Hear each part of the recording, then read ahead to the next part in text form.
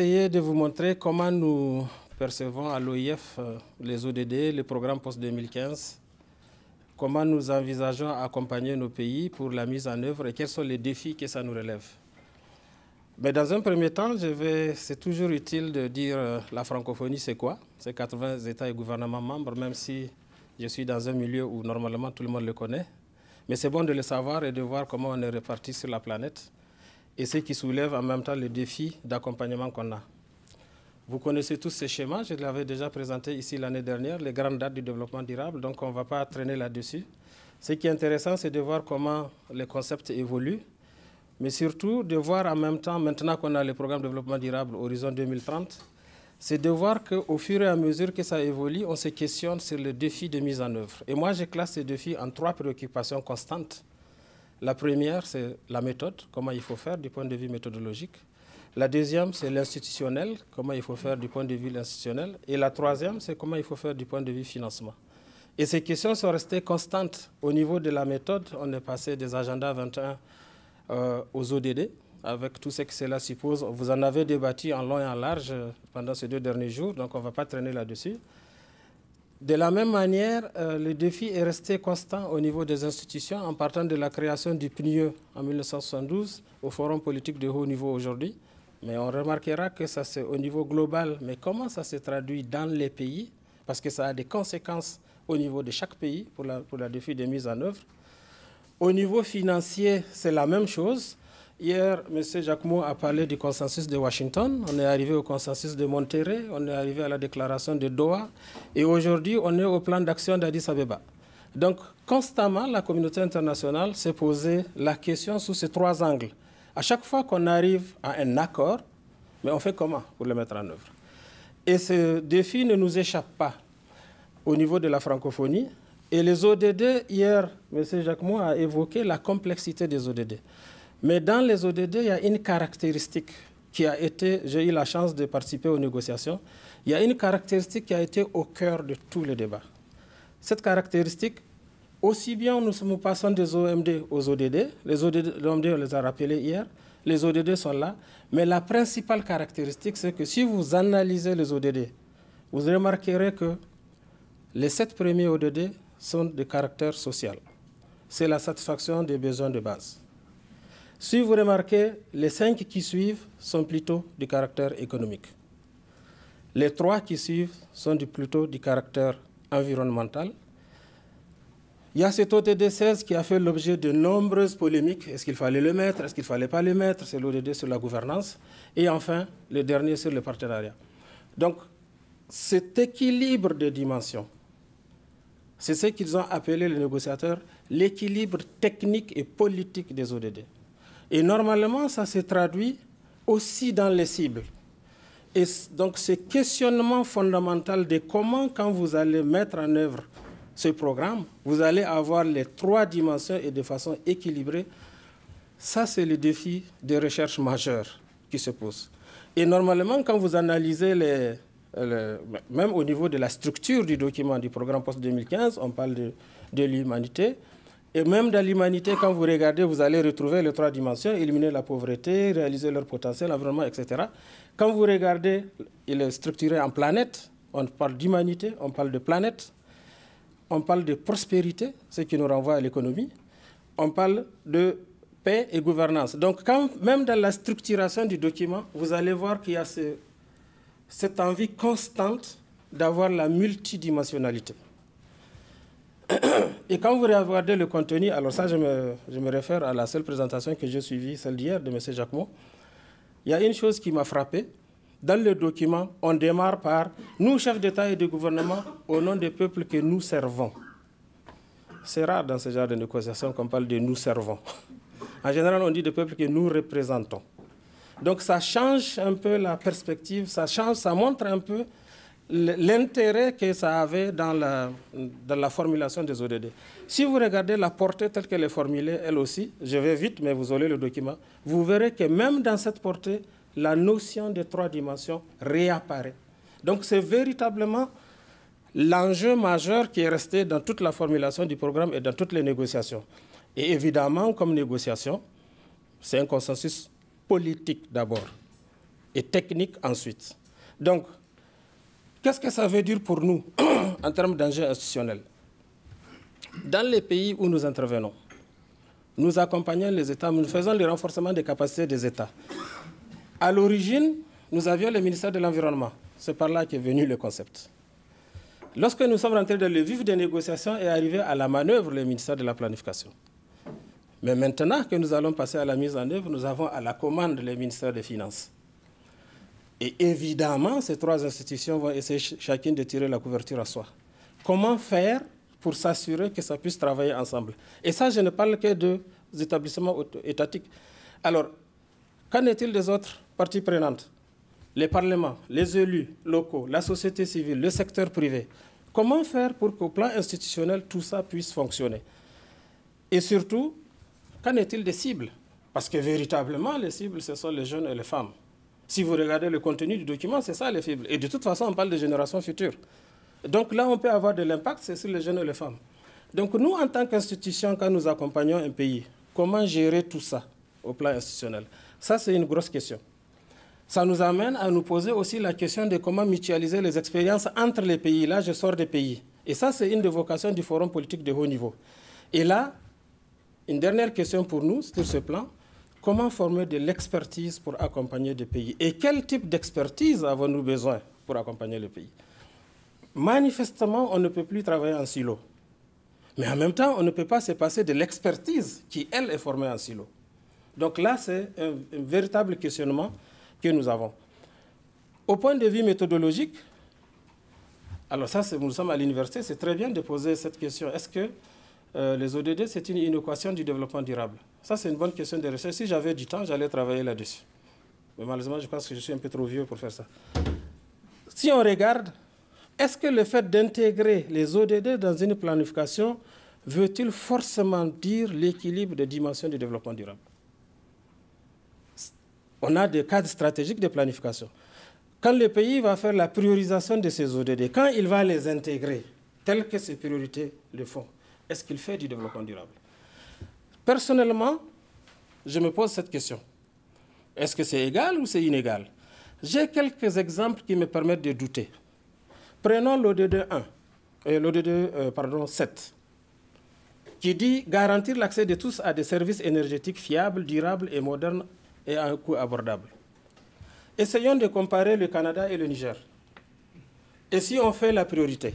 Le Canada, vous avez 100% d'accès à l'énergie. Le Niger, nous sommes à 6%. Bon, allez, soyons gentils, 10%. Si je dois faire la priorité, c'est quoi ma priorité? C'est l'accès à l'énergie ou c'est l'accès à l'énergie durable? Il y a quand même une nuance. À ma connaissance, au Niger, aujourd'hui, on cherche à construire une centrale à charbon de 600 MW pour faire l'accès à l'énergie. Donc, j'aurais quand même fait l'énergie parce que j'aurais quand même fait l'OD parce que j'ai garanti l'accès à l'énergie. Mais est-ce qu'elle est durable? Donc ça, c'est un premier questionnement. La priorité des PMA versus la priorité des pays en développé, ce n'est pas la même chose. Et la priorité des PMA n'est pas nécessairement une priorité vers la durabilité. Un deuxième exemple, si je prends l'ODD 2, première question, c'est écrit « Éliminer la faim ». Je ne vais pas tarder sur les mots. Éliminer la faim, assurer la sécurité alimentaire, améliorer la nutrition, promouvoir une agriculture durable. Première question, est-ce que c'est un ODD ou c'est 4 ODD? Donc déjà. Et deuxièmement, moi, en tant que Niger, qu'est-ce qui m'intéresse? Est-ce que c'est éliminer la faim ou promouvoir une agriculture durable? Donc, nécessairement, là aussi, je ne pense pas qu'on ait les mêmes priorités. Et à partir de là, se pose la question, en quoi le fait que j'intègre les ODD dans une planification fait de ma planification quelque chose de durable? Donc, véritablement, ça, c'est un questionnement qui nous amène à certaines questions méthodologiques. Comment assurer l'intégration des dimensions du développement durable dans tout ce qu'on fait au niveau local, national, régional, supranational, dans les projets? Parce que les projets, c'est quoi? Quelqu'un l'a dit tout à l'heure. Construire des infrastructures. Donc, construire des routes. Comment je fais du durable quand je construis une route? C'est relativement facile quand je fais de l'énergie. Je sais qu'une centrale solaire est moins émettrice de GS qu'une centrale thermique. Mais dans la construction d'une route, dans la construction d'une case de santé, dans la construction, même dans l'implantation de la téléphonie cellulaire, comment je le fais? Donc, véritablement, comment j'assure l'intégration des dimensions? Quel outil je dois mettre en œuvre pour mesurer?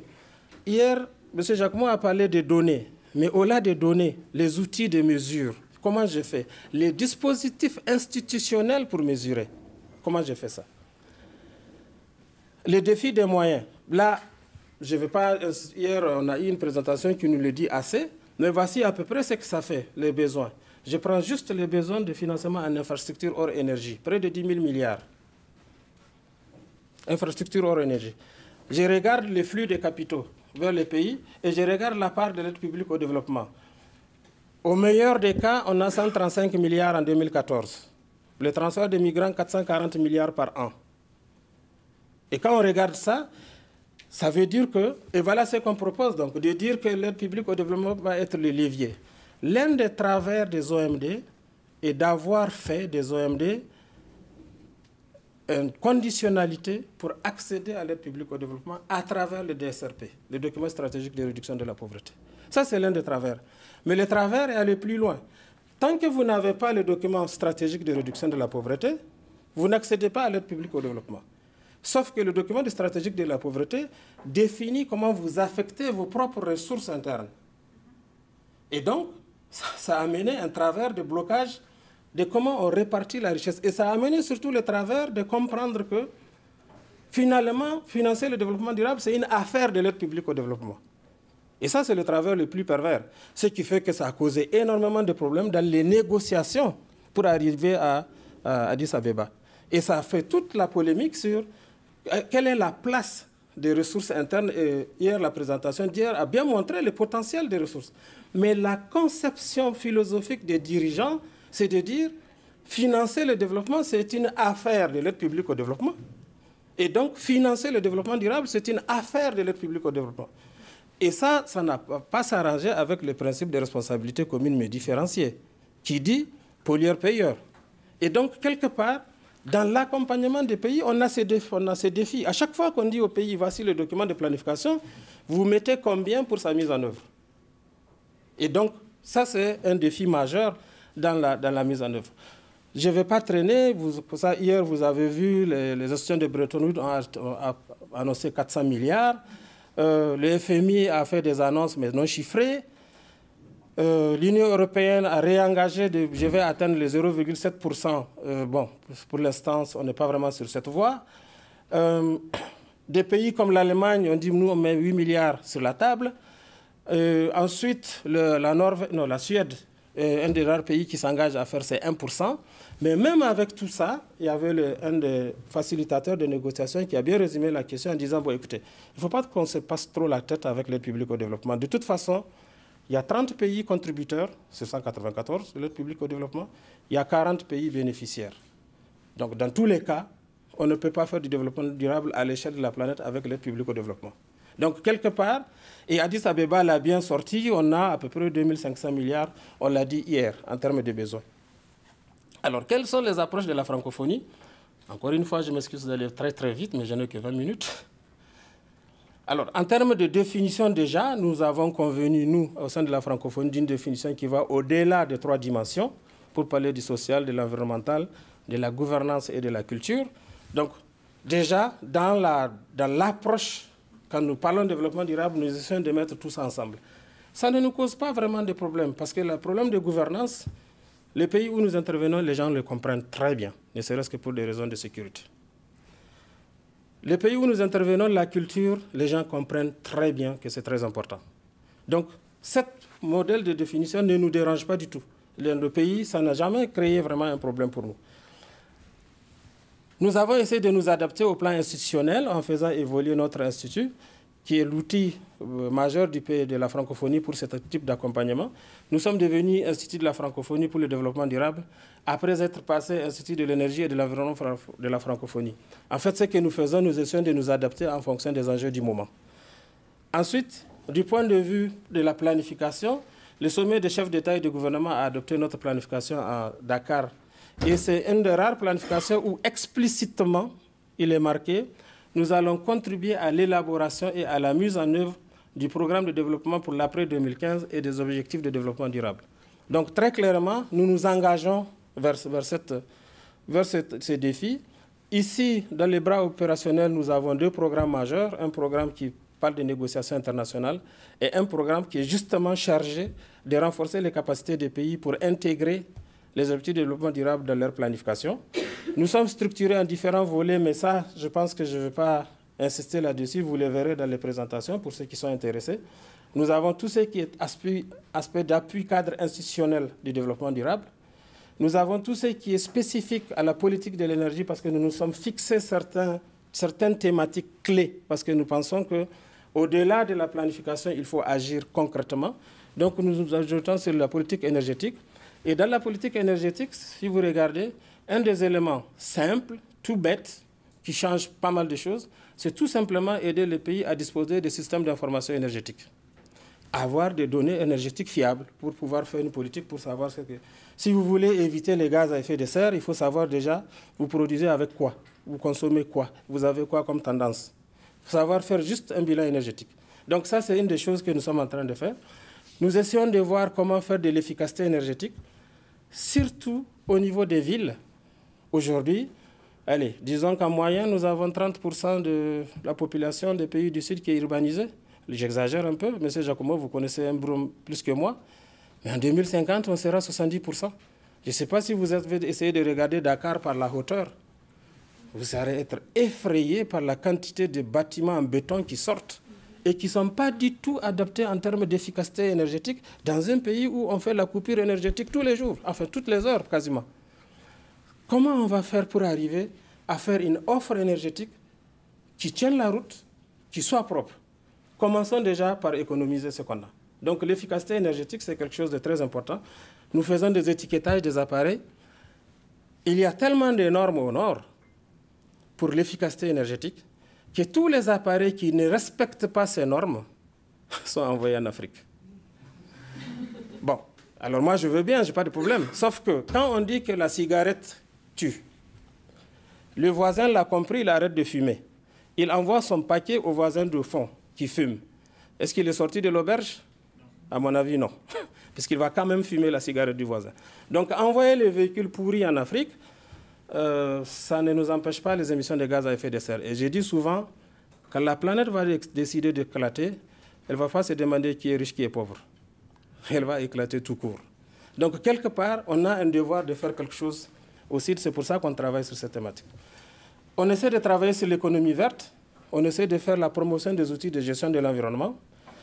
Nous essayons aussi de faire le suivi des négociations internationales. Yes, dans 5 minutes, j'ai fini.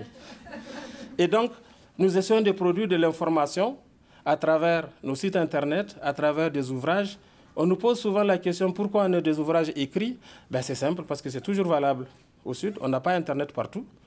On essaie de faire le suivi des négociations avec Objectif Terre, ainsi de suite, et différents ouvrages. Nous travaillons dans les pays, voici un nombre de pays où nous avons fait la revue par les pairs, pour essayer juste de croiser les informations entre certaines pratiques. Le Québec nous offre beaucoup là-dedans. Il y a beaucoup de nos pays qui se sont inspirés de la loi sur le développement durable du Québec.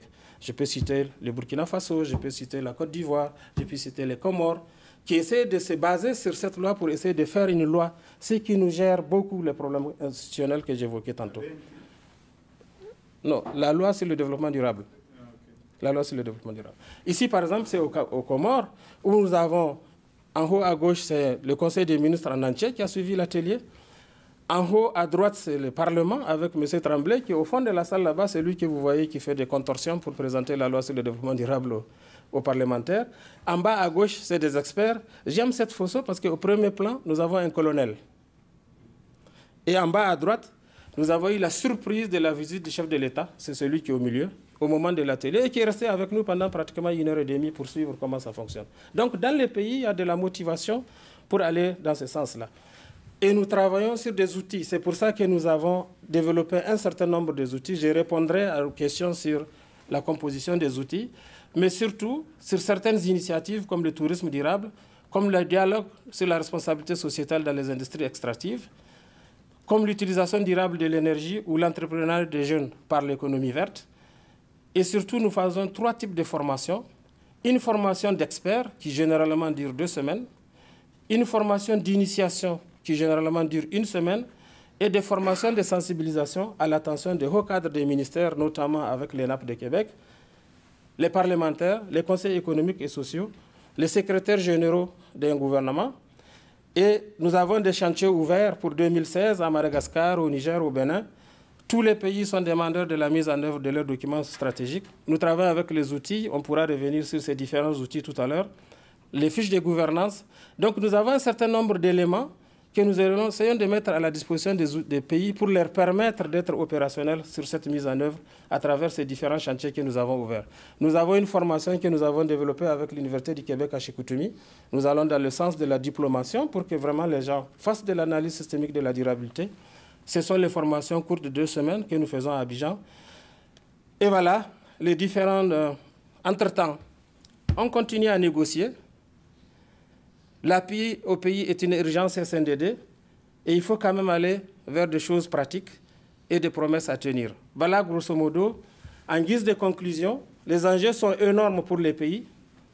Ensuite, les défis méthodologiques sont assez nombreux et j'ai souvent l'habitude de dire, nous sommes tous en voie de développement durable et je pense que gouverner autrement, ça devrait se faire à tous les niveaux, y compris au niveau local. Je vous remercie. J'espère que je suis resté dans le temps. Merci. Bonjour. Donc, d'abord, merci encore aux organisateurs de l'Université d'Automne de m'avoir réinvité. L'année dernière, je n'avais pas pu venir en personne, malheureusement, donc je suis content d'être ici ce matin. Comme je disais tout à l'heure, j'ai fait l'aller-retour Montréal-Ottawa pendant 6 ans. Ça fait du bien de venir à Québec plutôt d'aller à Ottawa pour un voyage. Donc, merci encore pour l'invitation. Donc, j'ai intitulé ma présentation, dans le fond, les ODD et le Canada, donc un bilan du processus et enjeux de la mise en œuvre. Alors, l'idée, ce serait de voir un peu comment ça s'est passé, les discussions. Évidemment, moi, je vais vous donner une perspective de la société civile, donc des organisations non gouvernementales au Québec, au Canada. Donc, un peu comment ça s'est passé ici avant septembre 2015 et quels sont les enjeux pour la suite. Je ne vais pas vous lire ça, mais juste pour vous dire, en fait, c'est ça, je travaille pour l'ACOSI, donc qui est l'Association québécoise des organismes de coopération internationale. Donc, en fait, c'est un réseau qui représente 69 organisations qui font de la coopération. Je vous ai mis des petits symboles ici. Ça, c'est quelques-uns de nos membres, là, juste pour que ça vous donne une idée du réseau. Donc, c'est 69 organisations. Le Conseil canadien pour la coopération internationale est un réseau similaire qui représente environ 85-90 organisations, mais ce sont 2 organisations assez similaires, donc l'ACOSI au Québec, le CCCI pour le Canada. Donc, je voulais juste, parce que je risque d'utiliser les acronymes peut-être, donc je voulais juste démêler ça au début. Alors donc, comme je disais, on va faire 2 parties. Donc, d'abord, le bilan du processus et des discussions au Canada. Et je vais revenir sur 2 points principalement. Donc, les positions et les priorités du Canada, donc pendant le processus qui a mené à l'adoption des ODD. Et ensuite, donc, comment les discussions qui ont eu lieu sur ce sujet-là au Canada. Donc, les positions et les priorités du Canada. En fait, donc, peut-être pour commencer, souligner que le Canada a effectivement participé au processus international. Je pense que c'est bien de le dire parce que dans les 10 dernières années, le Canada n'a pas toujours participé ou participé de façon positive au processus de négociations internationaux. Donc, dans ce cas-ci, le Canada était quand même à la table. Donc, il a participé au groupe de travail ouvert, le Open Working Group, dont on a parlé à quelques reprises. Le Canada partageait d'ailleurs un siège avec Israël et les États-Unis. Donc, le groupe de travail ouvert, il y avait un siège pour plusieurs pays, donc il y avait différents regroupements comme ça. Mais donc, le Canada était là et le Canada a aussi participé à financer certaines des consultations qui ont été menées par l'ONU, notamment sur la question de l'éducation. Le Canada, il y a quelques principes, en fait, qui ont guidé l'approche du Canada par rapport aux ODD. Notamment, il y avait une insistance sur le fait qu'on avait besoin d'un nombre limité d'objectifs, donc ça n'a pas tellement fonctionné de ce côté-là. Je pense que le Canada aurait préféré qu'il y ait beaucoup moins que 17 objectifs. Donc, il voulait que ces objectifs-là soient réalistes, précis, mesurables. Dans ce cas-là, à ce niveau-là, on est encore là-dedans, donc avec la définition justement des indicateurs dont on a parlé déjà aujourd'hui. Donc ça, c'est quelque chose que le Canada défendait. le Canada insistait beaucoup sur l'importance de l'élimination de la pauvreté, donc qui est l'objectif 1, si je ne me trompe pas. Donc, le Canada insistait beaucoup pour que ce soit vraiment au cœur du programme des ODD. Donc ça semble avoir... il devrait être content du résultat. Et on a parlé aussi beaucoup, le Canada a insisté à différentes occasions sur l'importance de l'environnement propice. Donc, je ne suis jamais sûr si c'est la bonne traduction pour Enabling Environment en anglais, donc pour la société civile, c'est-à-dire de s'assurer que les organisations de la société civile aient les conditions pour faire leur travail, que ce soit en termes de cadre législatif ou de financement, tout ça. Donc, le Canada a fait plusieurs déclarations dans ce sens-là, ce qui était parfois un peu, pour ceux qui ont suivi un peu ce qui est arrivé avec les organisations non gouvernementales dans les 10 dernières années, ça peut sembler un peu contradictoire avec certaines des pratiques du gouvernement fédéral. Donc, il y a eu plusieurs attaques sur les ONG canadiennes. Beaucoup ont fermé, beaucoup ont vu leur financement être coupé. L'Agence du revenu du Canada a mené plusieurs vérifications financières, spécifiquement ciblant des organisations environnementales ou autres. Donc, dans le discours, on favorisait l'environnement propice, mais dans la pratique, peut-être pas toujours. Et un point qui est intéressant aussi, le dernier dans les principes, c'est que le Canada supportait, encore une fois, du moins en théorie, le principe de l'universalité. Donc, comme on a déjà mentionné, l'universalité, ça veut dire que le programme, ce nouveau programme-là, contrairement aux objectifs du millénaire pour le développement, doit s'appliquer à l'ensemble des pays du monde et pas seulement aux pays dits en développement. Alors, le Canada supportait l'universalité, mais en même temps, en 2015, en juin, il y a une note confidentielle qui a été divulguée dans les médias, qui avait circulé donc au gouvernement, et qui disait qu'en fait, bien qu'il y aura des pressions au niveau international et national pour s'engager à prendre des mesures nationales et à rendre des comptes par rapport aux cibles, le Canada ne prévoit pas appliquer le programme de l'après-2015. Donc ça, c'était évidemment un différent gouvernement. Donc, ce qui est intéressant avec les ODD, c'est qu'ils arrivent à un moment de changement de gouvernement aussi. Donc, l'approche va probablement, très certainement, être un peu différente. Mais donc, on peut se douter, on peut se demander si le Canada, sous les conservateurs, aurait effectivement mis en œuvre le plan, du moins au Canada. Et pour terminer là-dessus, donc, les priorités thématiques, juste pour, ça ne vous surprendra pas, là, pour ceux qui ont suivi la politique étrangère canadienne, ou en tout cas... Au niveau du développement dans les dernières années, le Canada parlait beaucoup de la santé maternelle, donc la santé des mères, des nouveau-nés et des enfants. Donc ça, c'est quelque chose qui était important pour eux, qui voulaient être reflété dans les ODD, et parlait aussi beaucoup de création d'emplois et de croissance économique. Surtout, l'emphase était surtout placée sur le secteur privé. Et on a parlé aussi, donc, comme je mentionnais tout à l'heure, donc, c'est en lien avec les objectifs mesurables, précis, tout ça. Donc, le Canada donnait beaucoup d'attention au fait qu'il devait y avoir une certaine reddition de comptes et donc des résultats tangibles qu'on pouvait mesurer. Maintenant, en ce qui concerne les discussions qui ont eu lieu au Canada sur les objectifs de développement durable, je les ai séparés en deux. Donc, je parlais un peu de la manière dont ça a été structuré au sein le MAECD, qui est le ministère des Affaires étrangères, du Commerce et du Développement, et aussi comment ils se sont pris pour consulter la société civile, les citoyens, par rapport aux objectifs de développement durable.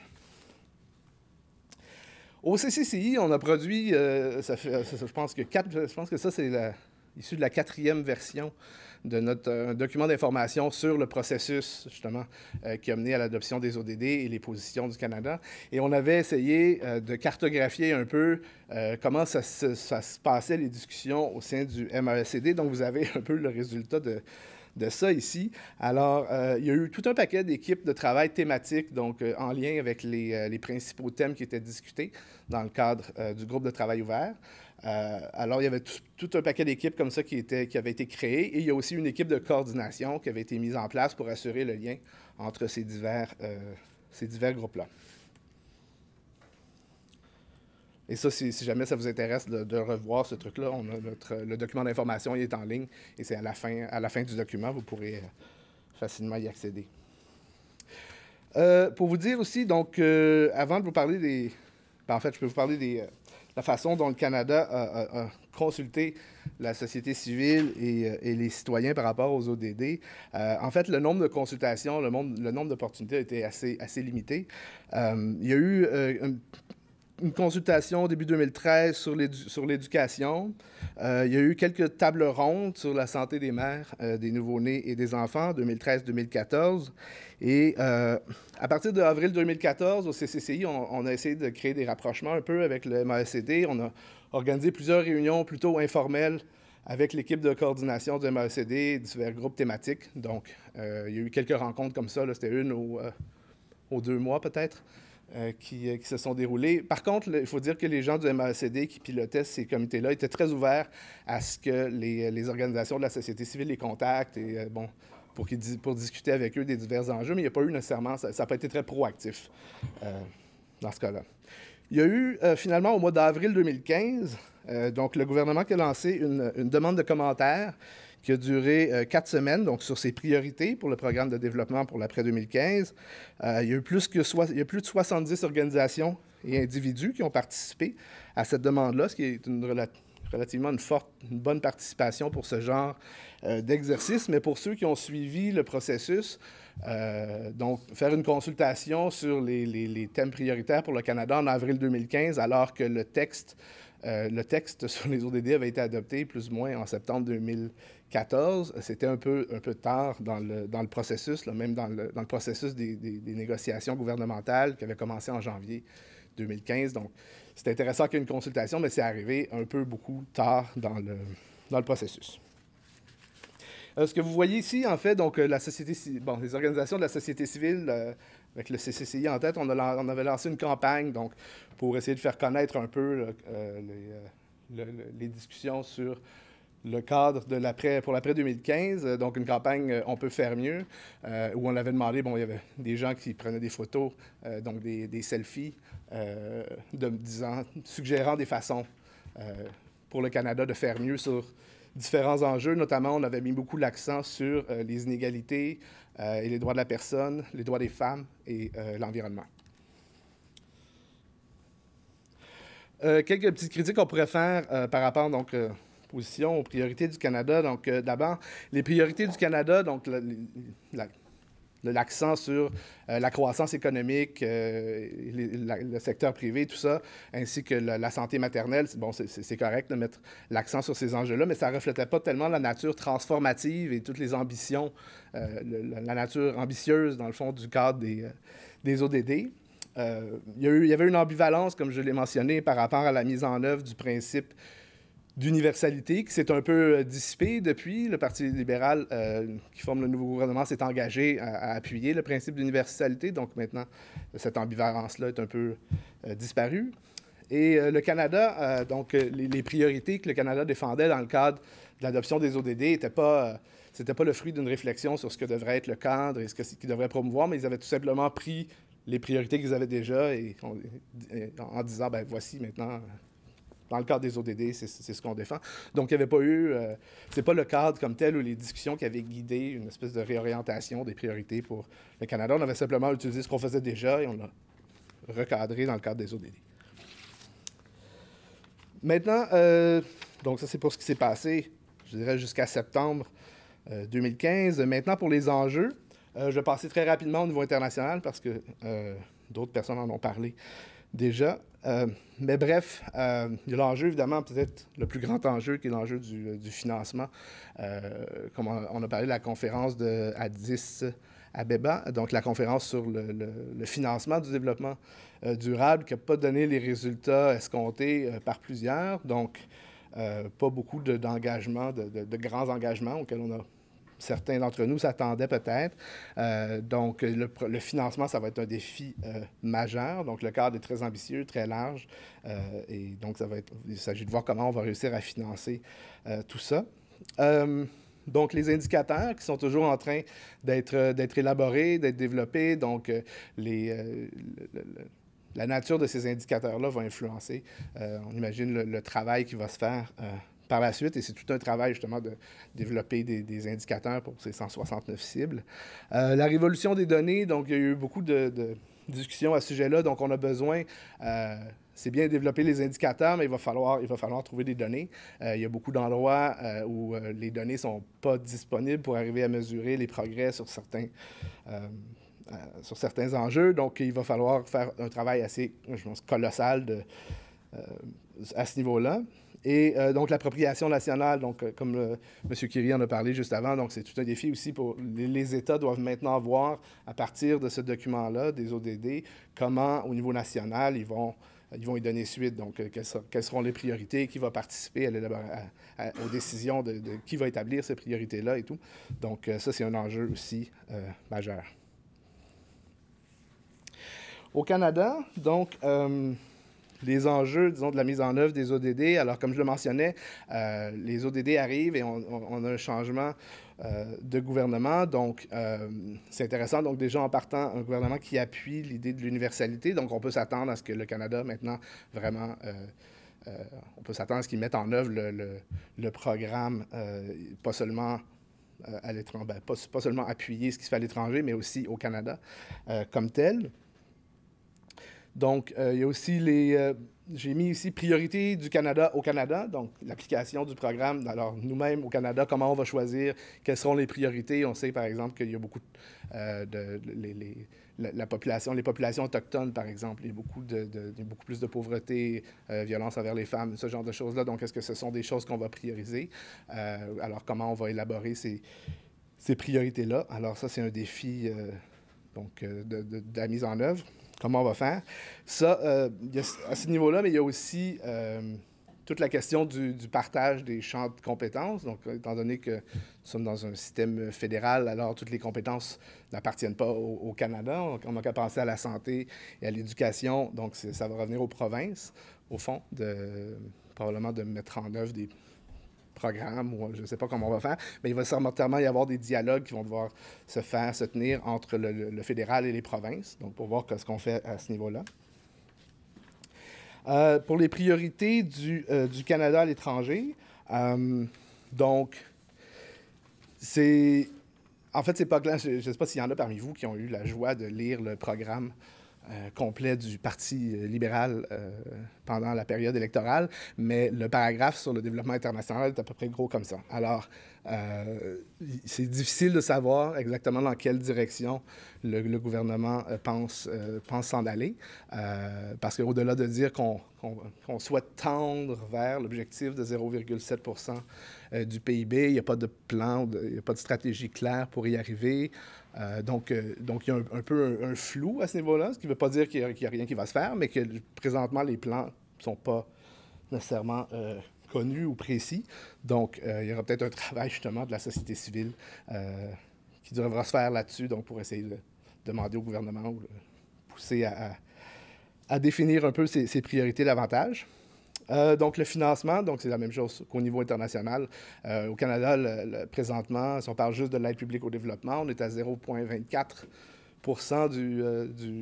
c'est pas du PIB, c'est du RNB, du revenu national brut, ce qui est très en deçà du 0,7 % qui est visé au niveau international. Une cible qui avait d'ailleurs été proposée par un ancien premier ministre canadien, Lester B. Pearson. Alors, le Canada a décliné, a baissé dans les dernières années. On est maintenant à 0,24, donc on est à peu près 18e, je pense, parmi les groupes les pays de l'OCDE à ce niveau-là. Et dernier, peut-être enjeu, donc environnement propice pour la société civile. Donc, comme je disais tout à l'heure, ce qu'on veut dire par là, c'est s'assurer que les organisations, la société civile, puissent faire leur travail, c'est-à-dire qu'elles aient le droit de s'exprimer sans subir de représailles, qu'elles ne soient plus nécessairement la cible de vérifications comme ça ciblées de l'Agence du revenu du Canada.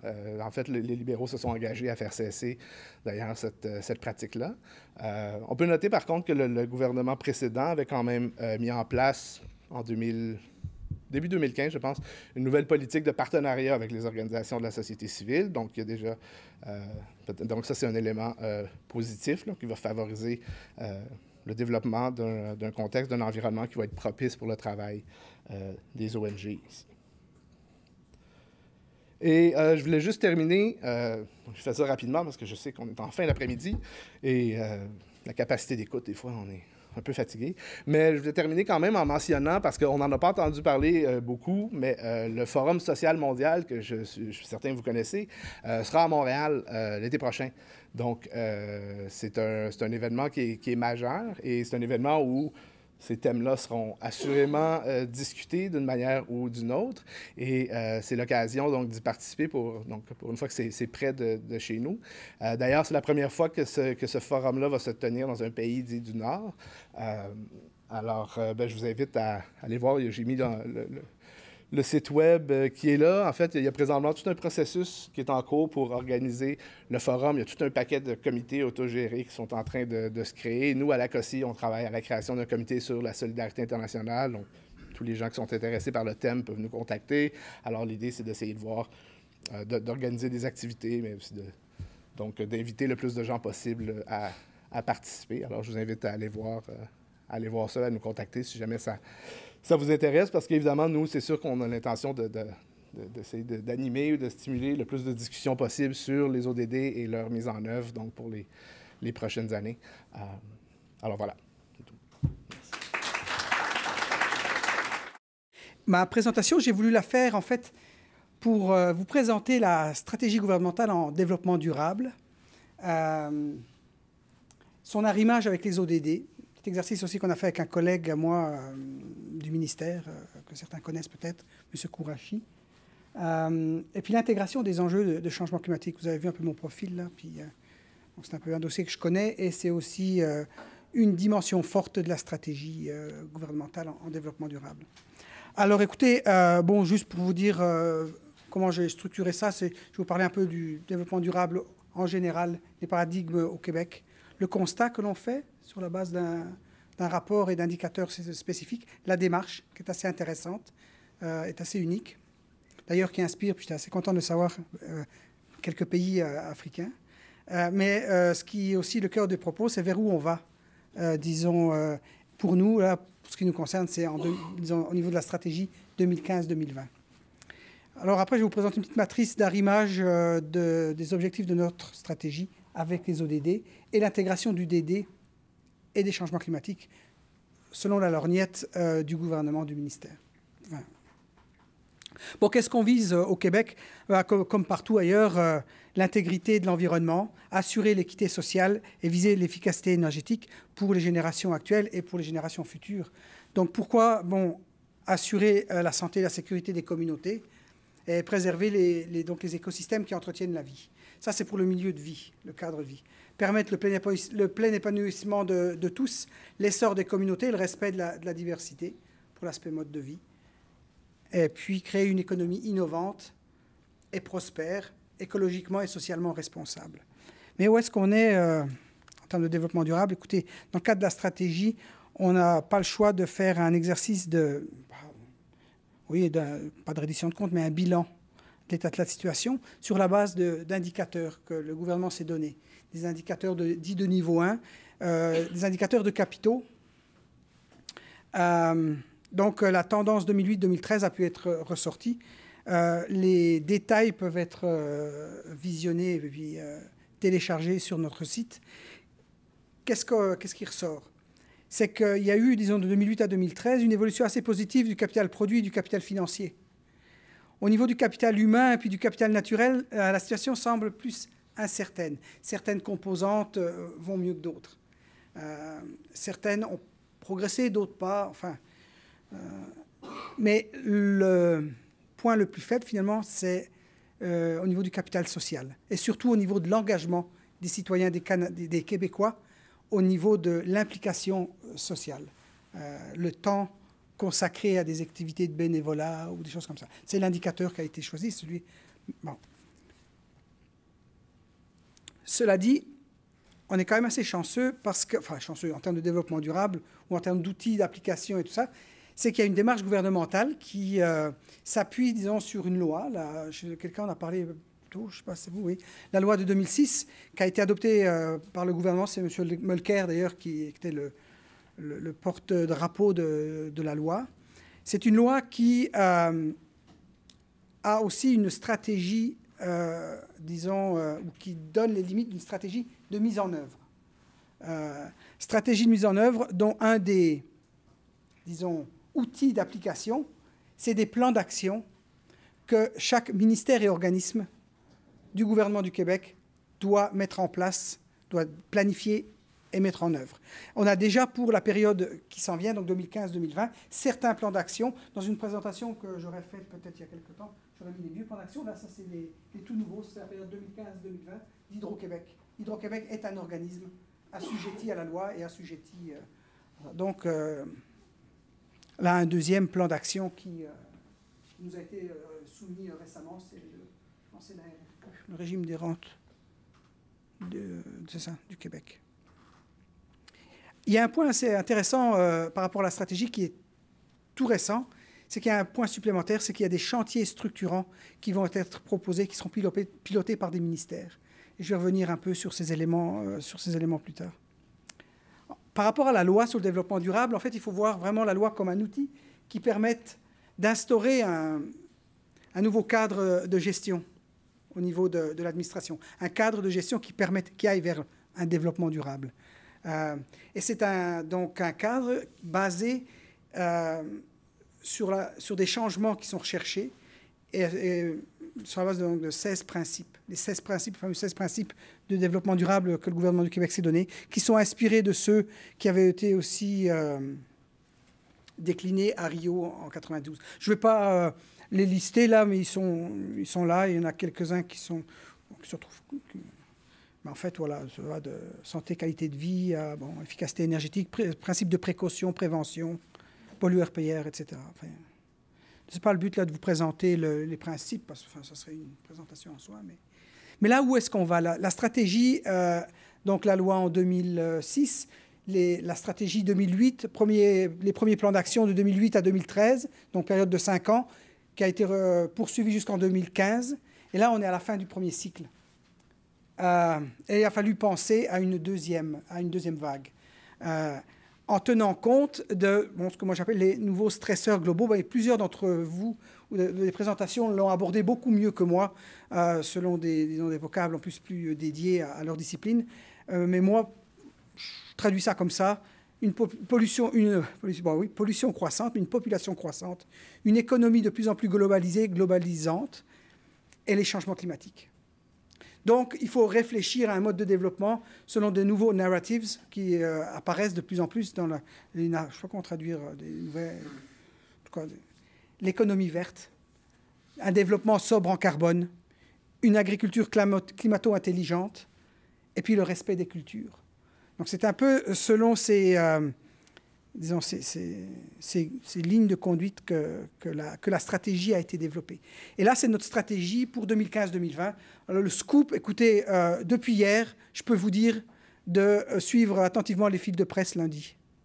Parce que par rapport à l'adoption officielle par le gouvernement de la stratégie. Donc,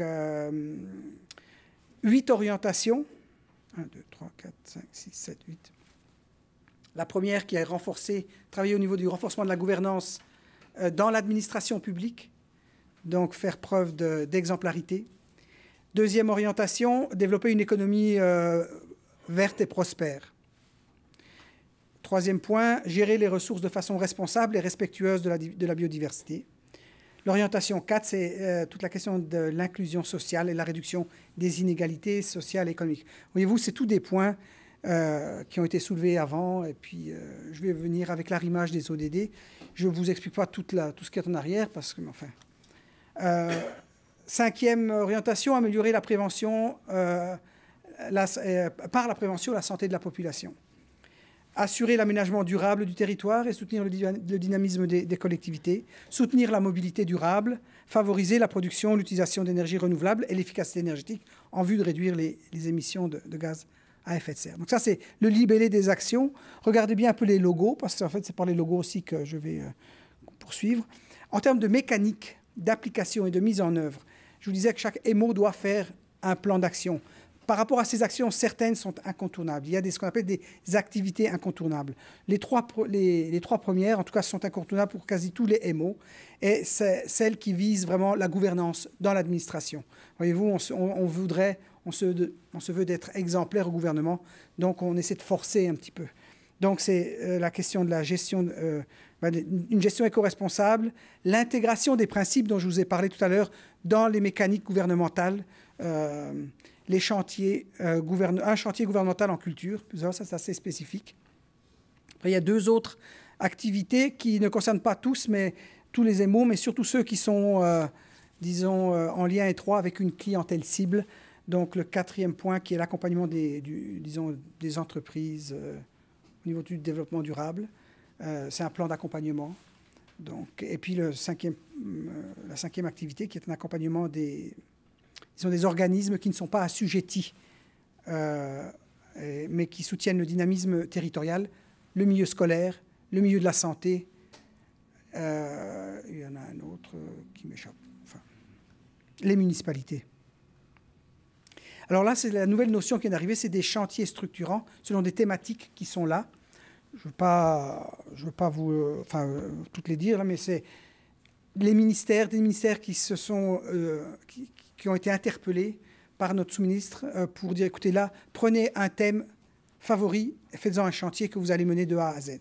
Par exemple, en santé, solidarité sociale et adaptation au changement climatique, un chantier là, qui est de prévenir et réduire les conséquences de la pollution atmosphérique et les changements climatiques sur les populations vulnérables.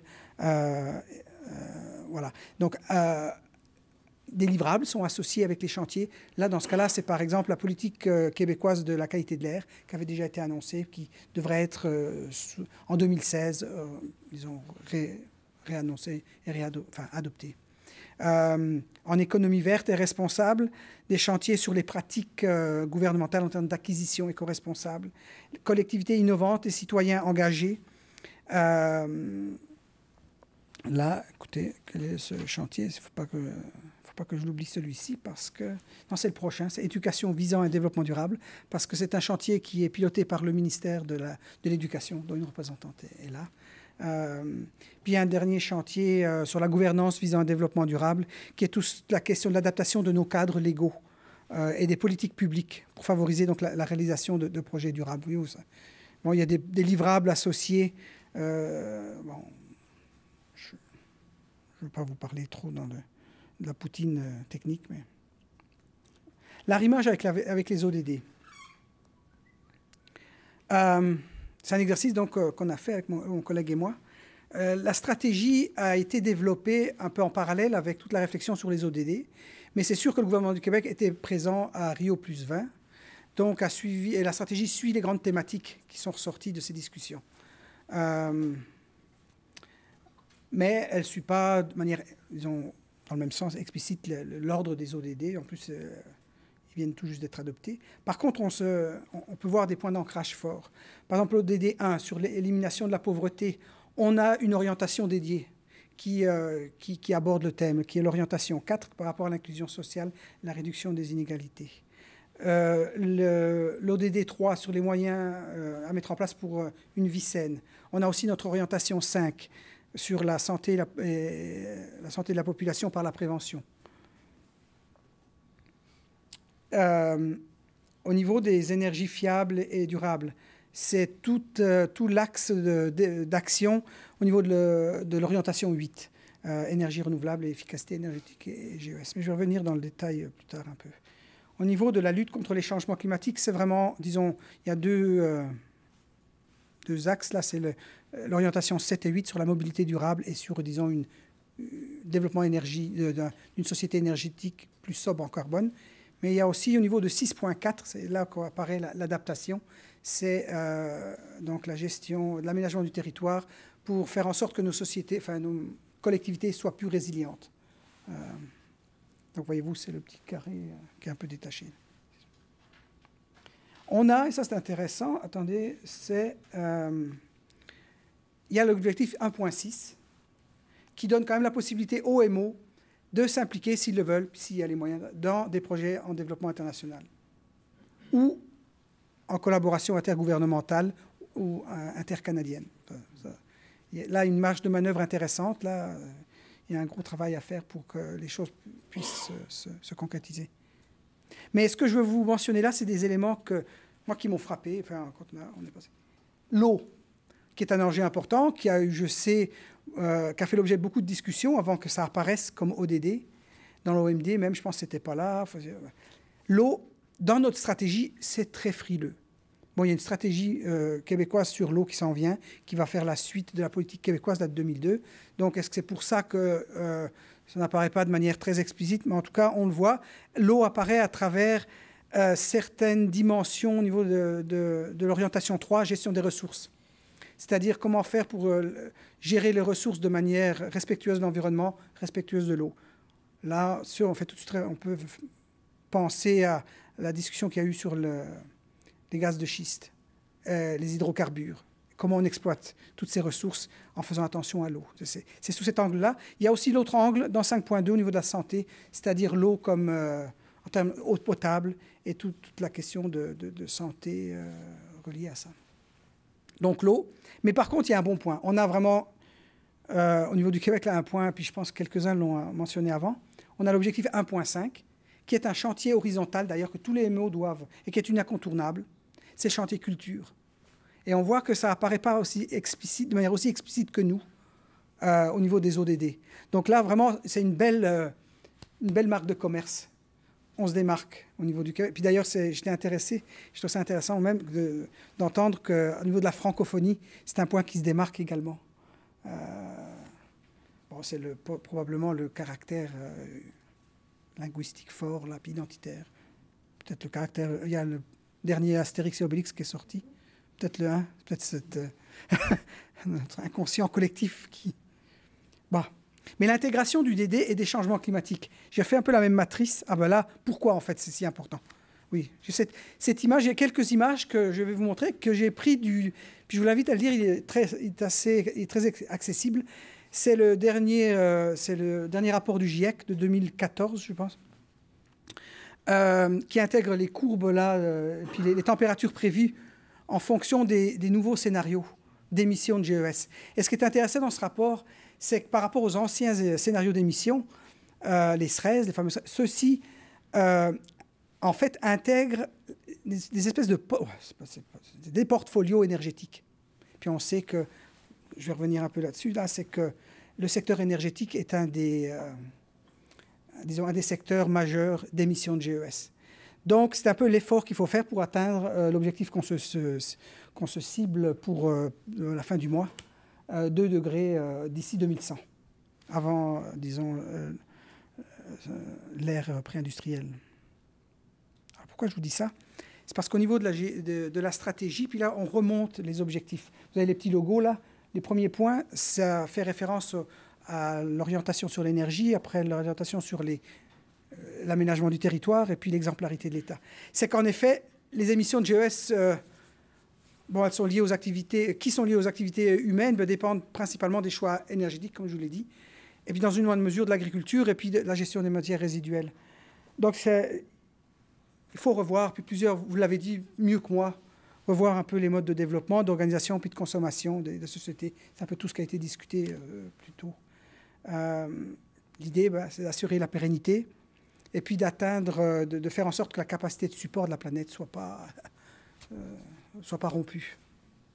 Pour le Québec, on a une situation assez particulière, c'est que chez nous, c'est le secteur du transport qui est l'émetteur principal avec 44% du total des GES émis. Alors, on ne peut pas tout aborder. C'est sûr que nous, moi, je travaille au MD2LCC là, depuis 2 ans et le gouvernement se dit, bon, on va un peu dans la logique de la loi et puis de la stratégie, on va être exemplaire et on va mettre en place les moyens qu'il faut en espérant que ça percole. Un des outils qu'on a, que vous allez probablement entendre parler souvent, c'est le fameux plan d'action sur les changements climatiques, le PAC, qui est l'enveloppe budgétaire qui permet de financer des actions. Alors nous, au niveau du BCDD, on a une belle stratégie, on a des belles orientations, on n'a pas de sous. Par contre, au BCC, ils ont des sous. Enfin, ils ont des sous. Il y a l'argent de notre fonds vert qui provient du système de plafonnement et d'échange, qui est mis dans le fonds vert. Et puis ce fonds vert permet de financer plein de projets, les projets du PAC. L'exercice qui est là, c'est de montrer un petit peu l'arrimage entre le PAC, qui suit sa logique, et nos orientations. Puis on voit un petit peu les arrimages.